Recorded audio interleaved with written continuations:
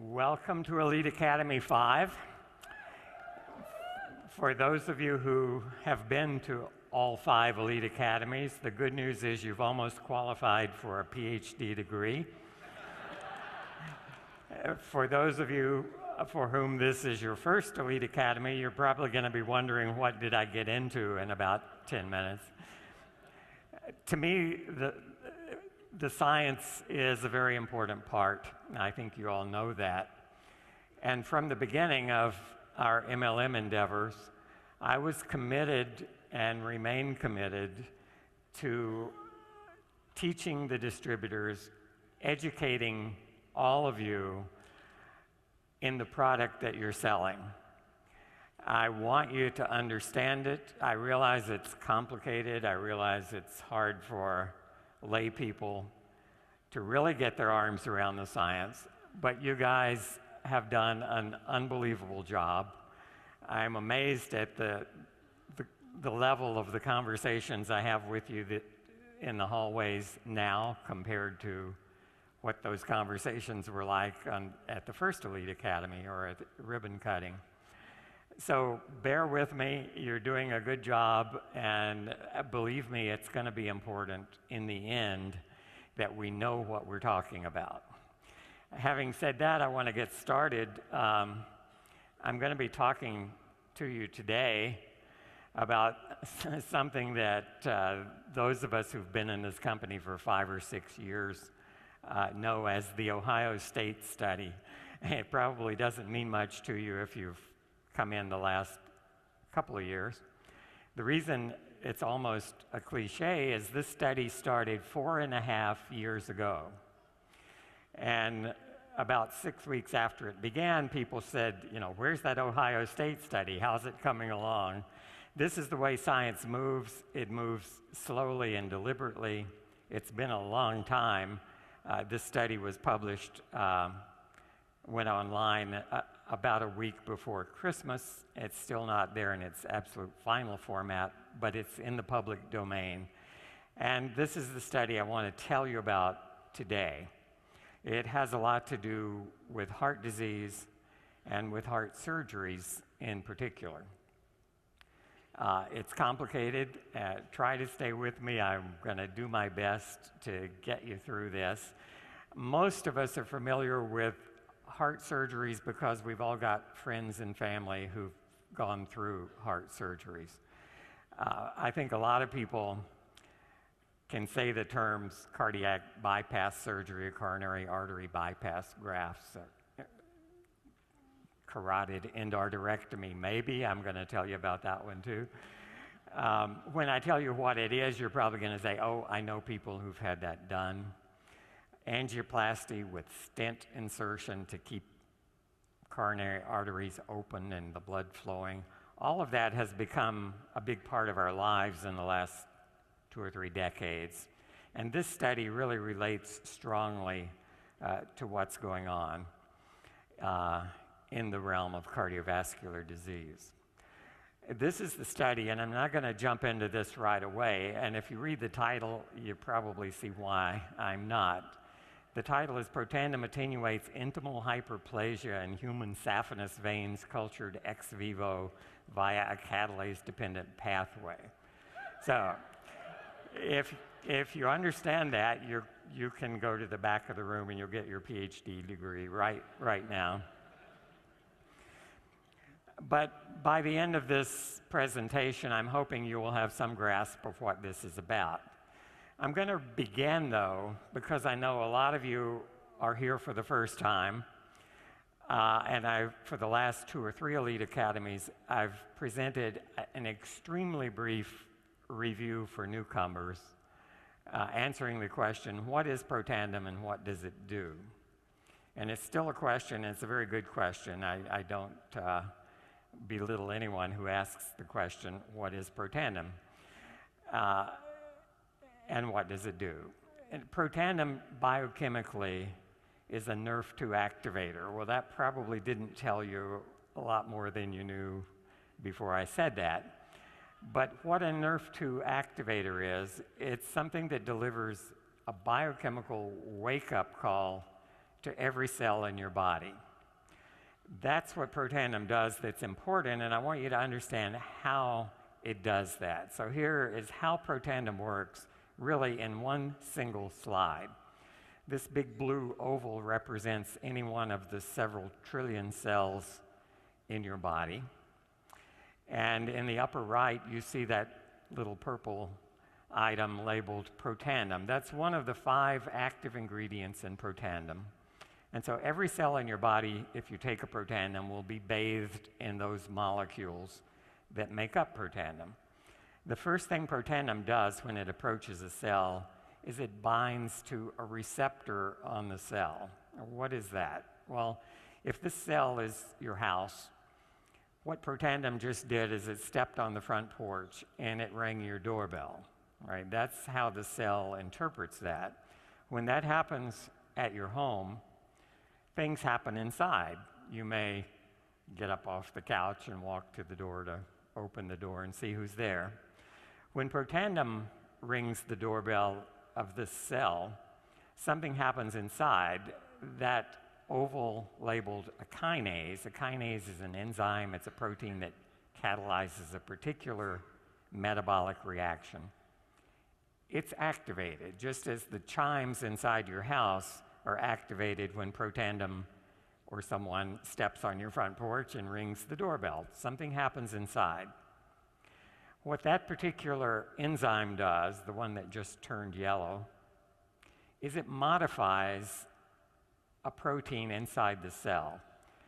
The protein that's modified is represented here by the little red oval labeled NRF2, NRF2. NRF2 is what biochemists call a second messenger. And to go back to the doorbell analogy, maybe your 4-year-old runs to the door, opens the door, and turns around, runs to the kitchen and says, "Mommy, Mrs. Smith's at the front door." That's a second message, all right? So Mrs. Smith rang the doorbell, and something happened inside your house that sends a message. Protandim does exactly the same thing. If you look at this red protein, it now has a little yellow circle with a P on it. That P is a phosphate group. So chemically, the red protein has been modified. It's been held in the cytosol, the main space of this cell, by a blue protein called KEAP1 that's holding it there, preventing it, if you will, from running into the kitchen. So maybe this is in the family room. But once it's been modified as a result of Protandim ringing the doorbell, that modified NRF2, that second messenger, is now free, and it leaves the blue protein that's been holding it, and it finds its way to the part of this cell where the DNA is stored. And the DNA is really the central blueprint that controls everything you are, everything your body can produce. And NRF2, chemically modified, released, running to the room where the DNA is stored, so this is your 4-year-old running into the kitchen, delivers a message to the blueprint that really runs this cellular household. The DNA is comprised of 25,000 genes, and they are blueprints that make every protein in your body, every enzyme in your body. This second messenger, NRF2, has been called the master regulator of survival genes. Survival genes are stress response genes. They enable this cell to get through tough times. Some of them are antioxidant enzymes, and we've talked about those from the beginning. When Protandim started, what we thought it would do is upregulate, make more of 2 specific enzymes. And at the last Elite Academy, I showed you what we now understand about how it works and what it does. Protandim upregulates at least 400, maybe closer to 600 or 800 enzymes, not just the 2 we were originally interested in. Among those enzymes are survival genes of all kinds, not just helping you to survive oxidative stress, but helping you to survive traumatic stress. Cells get injured, they respond, organs get injured. blood vessels get injured. Today we're going to be talking about what happens when blood vessels are injured, and they can be injured by well-intentioned surgeons and physicians. And they respond in ways that can create problems for us. Problems not related to the original disease, but problems related to what happens next. When this messenger gets to the DNA, it finds every gene in the nucleus that's regulated by a certain kind of switch. Here it's labeled ARE. That's a switch. Every gene has a switch, just like every light fixture in your house has a switch. And the genes are expressed, their products are produced as that switch. It's sort of like a dimmer switch. As you turn it up, you get more production. You turn it down, you get less production from that particular blueprint. So Protandim ringing the doorbell results in a reshuffling of those 25,000 blueprints in the nucleus of the cell. Hundreds of new gene products are produced, or more of them are produced. For another couple of hundred, they're turned down. Some of those are pro-inflammatory genes. They promote the inflammatory process. They're pro-fibrotic genes that cause scar tissue to be formed. So it's really a normalization in many cases, a readjustment of all the instructions being sent to that cell. That's what Protandim does. That's how it works. The result is the upregulation or the increased production of all these protective enzymes called survival genes. This is a figure from the very first paper we published on Protandim, and I'm coming back to this because it also relates in what I'm going to tell you today about heart disease. Here we're looking at a marker of oxidative stress, one of the most sensitive kinds of molecules in your body to oxidation is polyunsaturated fatty acids. Those are the things that make butter. It's a fat. It makes the membranes that hold your cells together. And if you leave a stick of butter on the table for a few days, it becomes rancid. It's interacting with oxygen. It's oxidized by oxygen. And it turns into a whole new set of products. Some of them are not tasty. Some of them don't smell very good. That's what we call rancidity, or rancid butter. And the same thing happens to the polyunsaturated fatty acids throughout your body when faced with oxidants, with free radicals.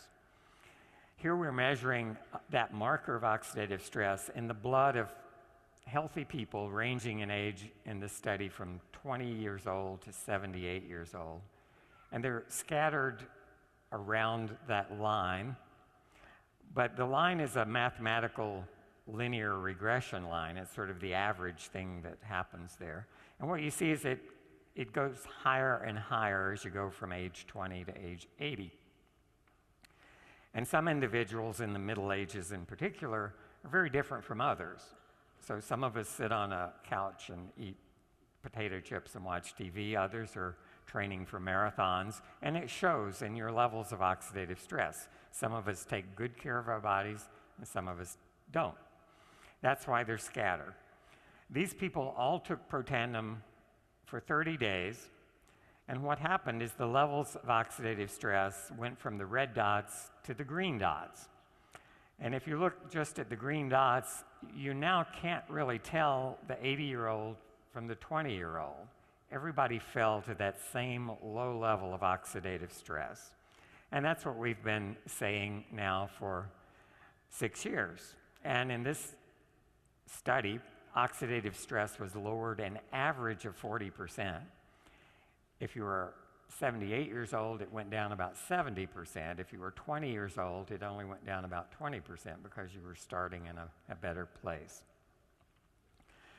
All right, and what was measured here is called T-bars. That's an acronym for thiobarbituric acid reactive substances, not so important, but those are the oxidized chunks of polyunsaturated fatty acids. So is that relevant? Does T-bars mean anything? This paper was published in 2004, And it says serum levels, blood levels of T-bars, predict cardiovascular events in patients with stable coronary artery disease. And the conclusions down there found that it was an independent marker. It was actually a better predictor of cardiovascular events. I've said before, that's not an event you want to attend. It's not an event like this one. A cardiovascular event may be an attack of angina, chest pains upon exertion. It may be a myocardial infarct that takes you to your knees. It may be fatal. So there are a number of kinds of cardiovascular events. The important thing is the higher the T-bars, the more likely a cardiovascular event was to occur. We've also talked in the past about how oxidative stress is hypothesized to give rise to atherosclerosis, or hardening of the arteries, and plaque formation. Plaque is the goop that accumulates in an artery and eventually may clog it. So you get into trouble if that happens. Your heart muscle depends on oxygen. If it doesn't get enough oxygen, that muscle has a hard time doing its job, namely pumping the blood. So this figure, if you look at it from left to right, is kind of a timeline. So if you look at the beginning part of this this represents an artery in your heart. You see the first thing there is LDL. That's LDL cholesterol. That's a protein that binds cholesterol. We're all obsessed with what our LDL levels are. But LDL is perfectly normal. In fact, you die if you don't have any LDL. What's important is to keep it low. And why is that important? It's because if oxidative stress enters the picture, it leads, if you jump ahead a little bit, to oxidized LDL. And that's what many cardiologists believe is the real trigger to atherosclerosis. Also early on, you see those blue cells labeled monocytes. These are normal immune cells that can become inflammatory cells. And those monocytes recognize the oxidized LDL. So if free radicals are high, free radicals attack LDL, oxidize it. The monocytes eat that oxidized LDL. They actually fill up with little globules of it. And they become activated inflammatory cells, and the histologists call them foam cells, which you see later in the sequence, because they look foamy. There are all these little bubbles of oxidized LDL inside the cells if you look under a microscope. And those foam cells deposit in the vessel wall, and you see there's now this thickening yellow, ugly deposit.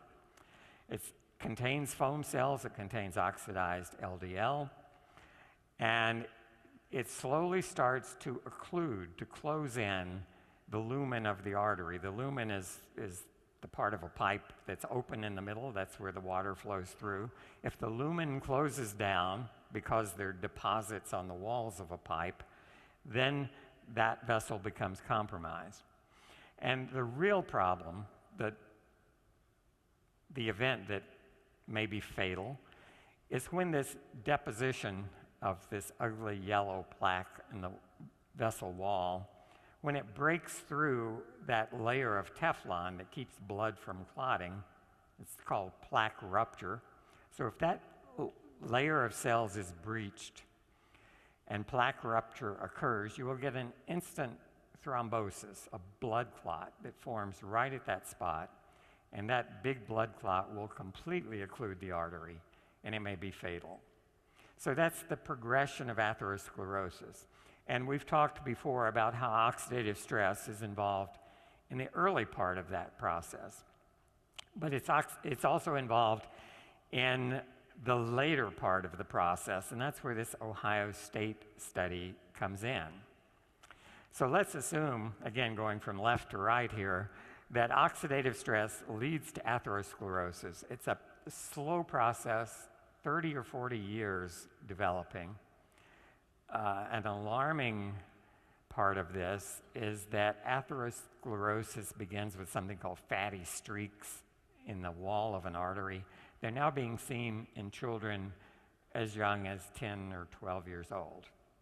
So they can begin in the first decade of life.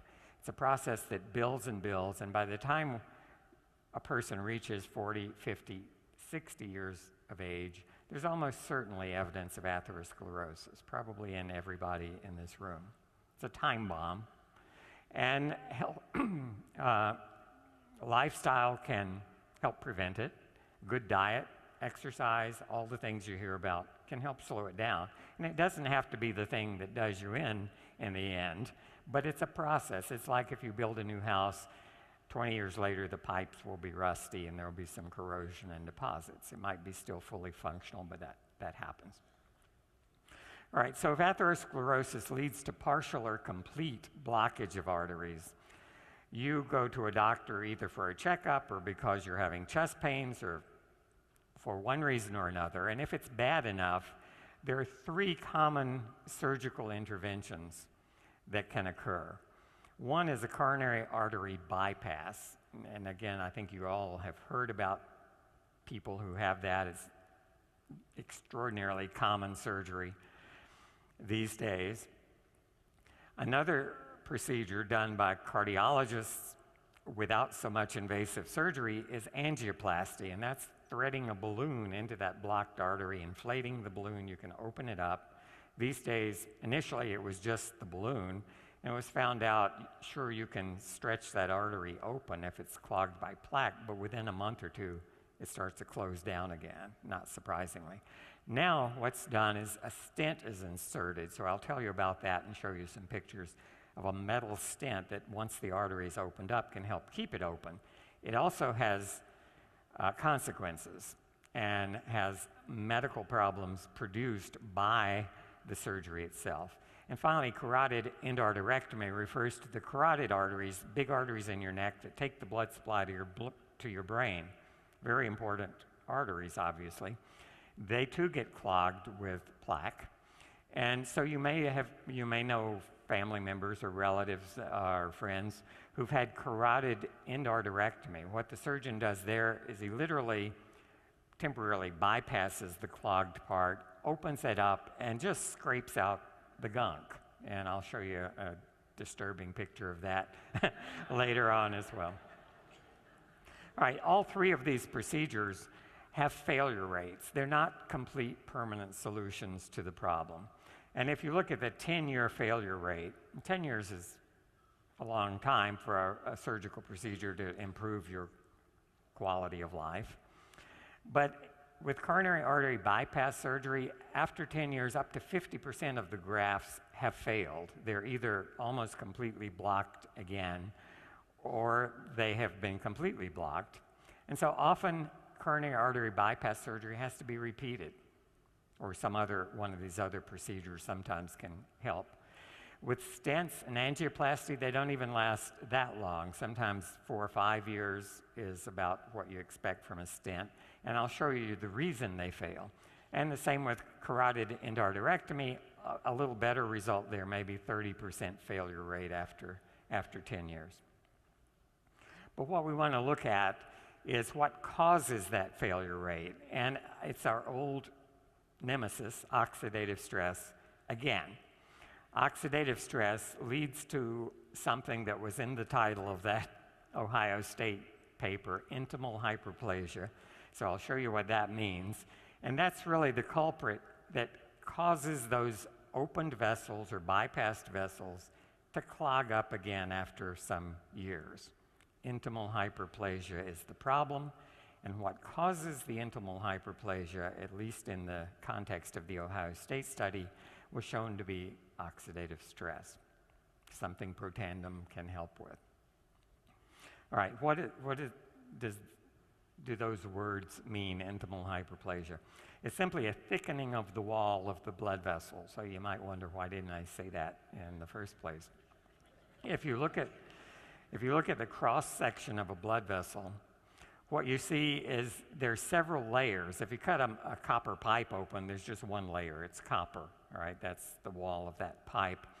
If you cut an artery open, you'll see there are 3 distinct layers. So the pink circle in the middle is the lumen. That's where the blood flows through the hole in the pipe.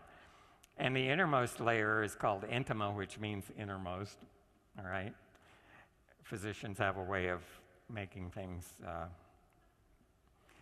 more complicated than they should be, maybe. The media is the next layer, that pink layer, and that means middle, or the one in the middle.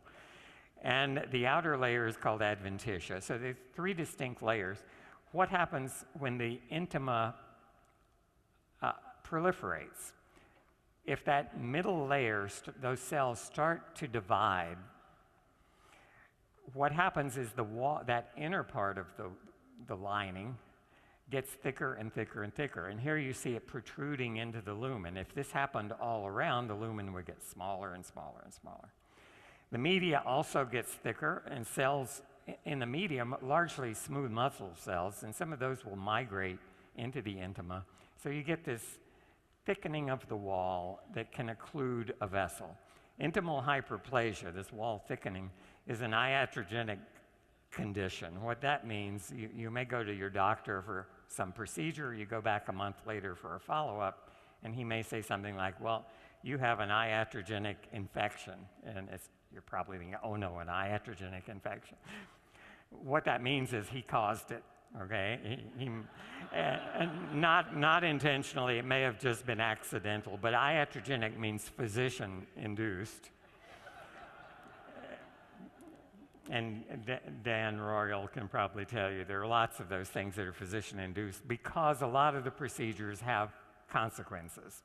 And intimal hyperplasia is one of those consequences. So it's not done on purpose, and it doesn't require a malpractice attorney or anything like that. But it is caused by the procedure. All right, here are actual arteries. The upper picture is a cross-section through a saphenous vein. This one is from a pig. And you see those, it looks very much like the little diagram I showed you. So there's a big opening in the middle, that's the lumen. There's a dark intimal layer, a lighter colored media layer, and an adventitia around it. So that's a healthy vein on top. No intimal hyperplasia, a thin lining. And that vein normally lives in an environment where the oxygen concentration, that's what PO2 means, is about 25 torr. That's how we measure oxygen. So the oxygen level here is 25. That vein deals with taking used blood back to the heart. That's why it's got low oxygen content. But the vein is built to live in that environment. The vein at the bottom is same vein, saphenous vein from the same animal. And this section of the vein was cultured at high oxygen, 125, so it's 5 times higher. And that's close, that's a little higher than arteries see, but it's close. Arteries normally see 100 torr concentration of oxygen. So that's the difference between veins and arteries. Veins carry low oxygen blood, arteries carry high oxygen blood. And oxygen, believe it or not, is toxic. You may think oxygen is good for you, and it is good for you. You die if you don't have oxygen. But you might be surprised if we took a healthy young adult rat who's breathing here at sea level an atmosphere that's 20% oxygen, 21% oxygen.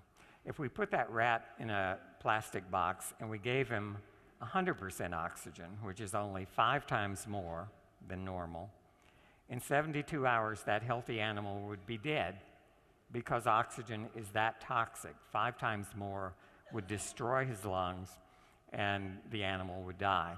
So when a heart surgeon, and I'm going to show you pictures of how this happens, takes a piece of a vein from your leg and uses it as new plumbing to go around an artery in your heart, he's asking a vein to do an artery's job, and it's going to see much higher oxygen than it's used to seeing. And it does a good job, but it pays a price and it suffers. Why is artery bypass surgery done? If this represents, here in a very simple picture, an artery in your heart, and you develop plaque over the course of 10 or 20 or 40 years, again, you see the lumen of the artery is closing up. And the artery, by the way, is at 100 torr, it's high oxygen.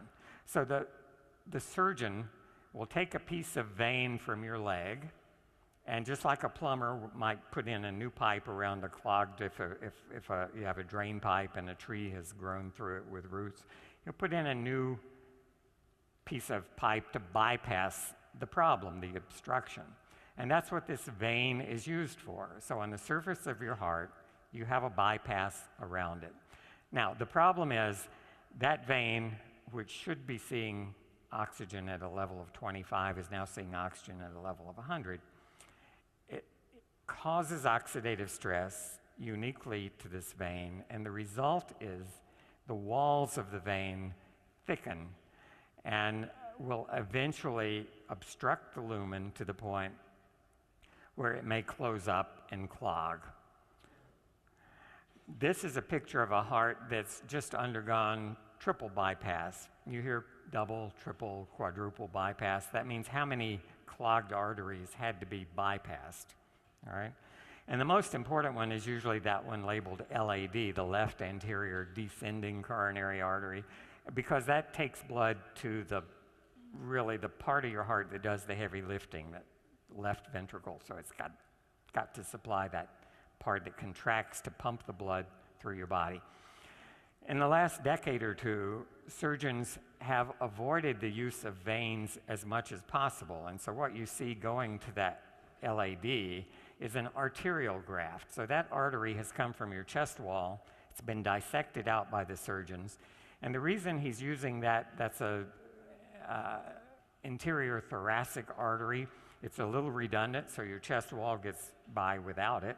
The surgeon can relocate it, and that's an artery supplying a new blood supply spliced into the coronary artery south of the obstruction, so that the muscle below the obstruction now gets new arterial blood supply from an actual artery. All right, it's a good solution. That artery is more stable than veins because it's used to seeing the high oxygen. This is a triple bypass. So there were two other blocked arteries on this heart, and you only have one thoracic artery, so you can only use that artery once. In this case, there are two vein grafts. So vein was harvested from this patient's leg, and you see there are two vein grafts that are spliced in at the top end. You can see there to the aorta, so they get new blood supply. And at the other end, which you can't see in this case because they're on the other side of the heart, they're spliced into also two more blocked arteries. Right? Those veins are going to be more problematic than the artery. The artery has a 10-year failure rate, maybe as low as 10 or 15%. The veins, 50% or more will fail by 10 years. So that's the problem with this surgery. So where does the Ohio State study come in? And I'm going to quickly take you through the results. It measured the wall thickness in human saphenous veins that were going to be used for surgery. The surgeon removes more than he needs because you don't want to run short of pipe if you're a plumber. So there's leftover pipe every time a person undergoes bypass surgery. That's what was used in this study.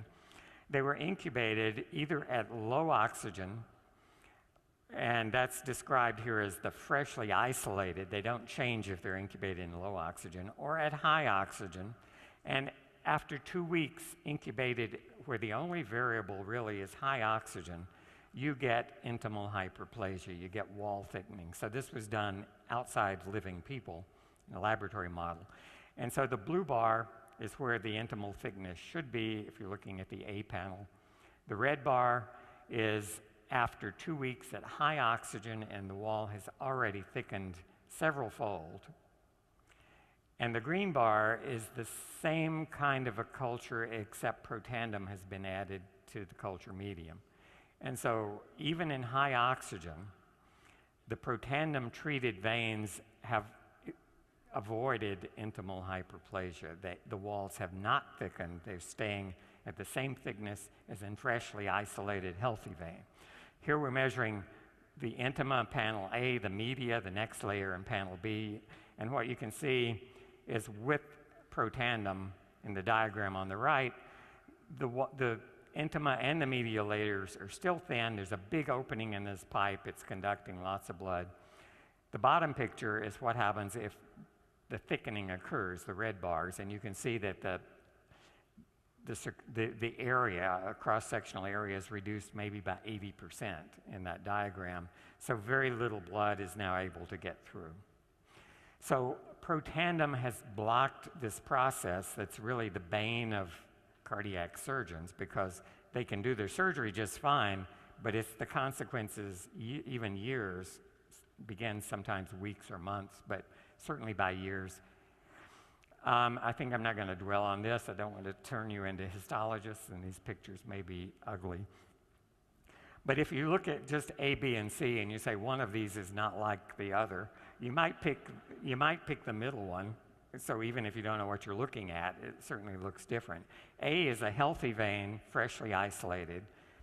C is a vein incubated at high oxygen in the presence of Protandim, which looks a lot like A.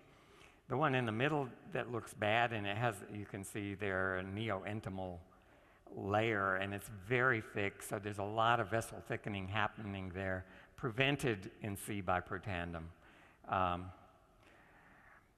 If you look at the number of cells that are actively dividing, again, freshly isolated, healthy vein, very few dividing cells, incubated in oxygen, where it's going to see it if it becomes an artery or a replacement for an artery. A lot of dividing cells. That's required for that wall to thicken. It takes more cells. They're multiplying or getting thicker and thicker. Protandim, the right bar, completely blocks that intimal thickening. If we measure free radical production in these veins, A, B, and C are again fresh vein. B is cultured at high oxygen, and C is high oxygen with Protandim. And what we're looking for is the red fluorescent stain. So you can see in the red one, in the A panel, very little evidence of free radical production. B, a lot of it. And C, incubated with Protandim for the 2-week period back to the A levels. So it's blocking free radical production by scavenging those radicals. They're quantified in the bars on the right, so in the color code is the same. Blue is healthy, red, high oxygen, green, high oxygen with Protandim. So again, we see the protection. This is looking at lipid peroxidation marker. This one is very closely related to T-bars, which was in our original study. It's a specific component of T-bars for H&E. And again, look at the level of 4-HNE in the blue bar. That's healthy. High oxygen, but with Protandim, it's even lower this time than the blue bar. It's better than new. It's better than the freshly isolated vein. But without Protandim at high oxygen, you can see a lot of this lipid peroxidation product, maybe 5 times more. And why is the vein protected with Protandim? Again, it's the same old story you've heard about in other studies. 3 important antioxidant enzymes have been sharply upregulated. Again, the blue bar is normal, healthy vein, incubated at high oxygen. The cells haven't induced the enzyme to protect them, but if we add Protandim, the green bar, all 3 of these enzymes are dramatically induced to provide the protection that you saw in the previous slides. This is another measure. In this particular case, catalase was focused on because there's a convenient specific inhibitor of catalase. Turned out that catalase is absolutely necessary, but not sufficient necessarily to provide the protection. But catalase is a key enzyme. That's one of the 2 we began this quest of Protandim studying, and it turns out to be certainly very important. So the conclusions are that the saphenous veins used in arterial bypass surgery suffer from oxidative stress, and that's no big surprise due to the higher concentration of oxygen in the arterial blood that they're now asked to carry. As a consequence of the oxidative stress, intimal hyperplasia, or thickening of the wall, occurs, and that can eventually lead to reblockage or restenosis. You may have heard that term used. Restenosis simply means that what was blocked and opened up is now reblocked. And the important part for us, Protandim prevented this wall thickening in saphenous veins cultured at high oxygen, suggesting that NERV2 activation may extend the life of arterialized veins in vivo. And I want to show, kind of out of time, but I want to mention angioplasty very quickly. This is a blocked artery, and you see it longitudinally and in cross-section with a big yellow plaque that's occluding part of the lumen. Here, a catheter has been threaded into up through the aorta and into the coronary arteries. And this is a very thin-looking wire, but it has an inflatable balloon on the end. And outside the balloon is a little collapsed wire cylinder. This is like if you took a piece of chicken wire and made a cylinder, you could compress it down into a very thin rod. And if you inflate the balloon that's inside, you can expand that cylinder. So that's what the surgeon does. He locates this where the plaque is, inflates the balloon, and you can see that wire mesh cylinder now being inflated, expanded, and that holds the vessel open. Without that wire stent, that's what a stent is. Without the stent, the vessel would collapse when you deflated the balloon, or at least largely. And so here, after you expand the wire mesh, you deflate the balloon, pull it out, and now you've got an artery in the picture on the right in cross-section that has a wire cage holding that plaque against the wall, making sure there's a big lumen. The unfortunate part is this is 6 months later. These are from pigs, and on the left you see a lumen that is wide open, and those little black dots are actually the wires in cross-section of this stent that's been expanded. So you can see it holding that vessel open. If you come back and look at another pig with another stent, but after 6 months, look at the difference. You can see that light pink tissue labeled intimal hyperplasia. That's a proliferation of cells that in only 6 months has closed that lumen down probably 80%. And that's the iatrogenic problem. It was created by placing the stent. The stent did a great job initially, but this is a problem with, and this is a bare metal stent. One of the ways medical device companies have responded to this is many stents are now coated. They're called drug-eluting stents or coated stents, and they have time-release chemicals that inhibit intimal hyperplasia on the metal frame itself. That lasts for a while, and it improves things maybe for a year or two, but not for the really long haul. So intimal hyperplasia is a real problem.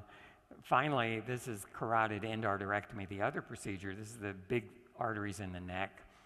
And this is an actual picture of what a frequent location for the plaque develop is a fork in the road. So this carotid artery has a branch in the side of your neck.